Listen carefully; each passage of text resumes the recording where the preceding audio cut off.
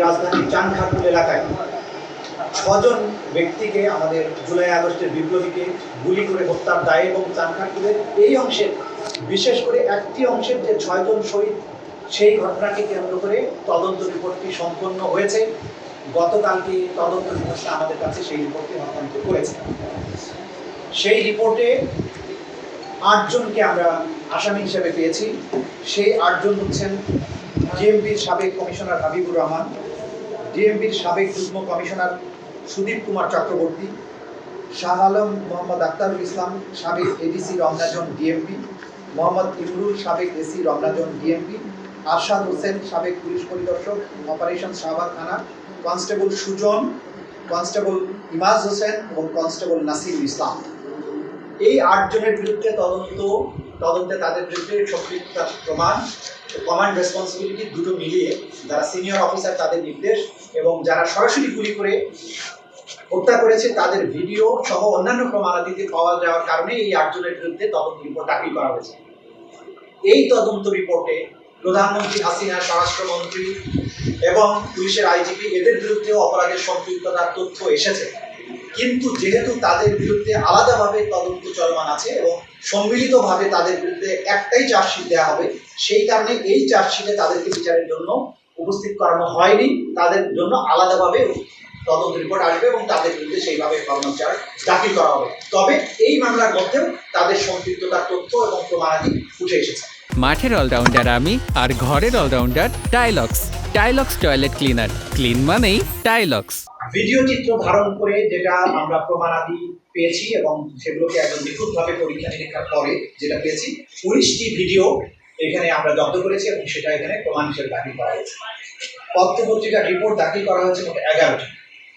Audio recording দাখিল করা হয়েছে 2টি। তার মধ্যে প্রধানমন্ত্রী শেখ হাসিনার কল রেকর্ড আছে, যেই কল রেকর্ডের মাধ্যমে তিনি পুলিশকে মারণাস্ত্র ব্যবহার করে এই আন্দোলনকারীদের হত্যার নির্দেশ দিয়েছিলেন, সেটি এখানে আছে। এর বাইরে ডিএমপির কমিশনার হাবিবুর রহমান প্রধানমন্ত্রীর মারণাস্ত্র ব্যবহার করে আন্দোলনকারীদেরকে হত্যা করার নির্দেশ, সেটার আলোকে তিনি ওয়্যারলেস মেসেজে সমস্ত পুলিশ বাহিনীকে নির্দেশ দিয়েছিলেন সিআর অর্থাৎ চায়না রাইফেলের মাধ্যমে জুলাই বিপ্লবীদের হত্যা করার জন্য। সেই অডিও রেকর্ডটিও এক্সামিন করে সেখানে প্রমাণ আকারে দাখিল করা হয়েছে। বিভিন্ন বই এবং রিপোর্ট দাখিল করা হয়েছে 11টি। এর মধ্যে জাতিসংঘ যে বাংলাদেশে জুলাই আগস্টে সংঘটিত মানবতা বিরোধী অপরাধের উপরে যে তদন্ত রিপোর্ট করেছিলেন সেই রিপোর্টটিও আছে। হিউম্যান রাইটস ওয়াচ যেটা করেছিলেন সেটাও আছে। এর বাইরে বিভিন্ন সংস্থার রিপোর্টগুলো এখানে আছে। যে মানবতা বিরোধী অপরাধ বাংলাদেশে জুলাই আগস্টে যেটা সংঘটিত হয়েছে সেটা ছিল ওয়াইড স্প্রেড, সিস্টেম্যাটিক, সেটা গোটা বাংলাদেশ জুড়ে সংঘটিত হয়েছিল। এই অপরাধের স্থান ছিল 56,000 বর্গ মাইলের সর্বোচ্চ। এর সাথে রাষ্ট্রের বিভিন্ন বাহিনী সরাসরি অংশগ্রহণ করেছে। লক্ষ লক্ষ রাউন্ড, বুলেট, বিভিন্ন আগ্নেয়াস্ত্র, মারণাস্ত্র ব্যবহার করা হয়েছে, এপিসি ব্যবহার করা হয়েছে, হেলিকপ্টার ব্যবহার করা হয়েছে, ড্রোন ব্যবহার করা হয়েছে, অন্যান্য সরঞ্জামাদি ব্যবহার করে জুলাই আগস্টে নিরস্ত্র, শান্তিকামী, পরিবর্তনকামী ছাত্র জনতার উপরে আক্রমণ করে তাদেরকে নির্মূল করার চেষ্টা করা হয়েছে। সেই অপরাধের ব্যাপকতার নিরিখে আমরা বাংলাদেশের বিভিন্ন জায়গায়, বিশেষ করে যেখানে উল্লেখযোগ্য পরিমাণে নিষ্ঠুরতা সংঘটিত হয়েছিল, সেগুলোকে আলাদা আলাদাভাবে ধরে তদন্ত রিপোর্টগুলো সম্পন্ন করার জন্য চেষ্টা করেছি। তদন্ত করার চেষ্টা অব্যাহত আছে। এই অপরাধের যারা মাস্টার মাইন্ড ছিলেন, যারা ক্ষমতার শীর্ষবিন্দুতে থেকে তাদের ক্ষমতায় থাকাটাকে চিরস্থায়ী করার জন্য বৈধ এবং অবৈধ প্রক্রিয়ায় তারা সরকারি বাহিনীগুলোকে ব্যবহার করে মানবতা বিরোধী অপরাধ সংগঠন করেছেন।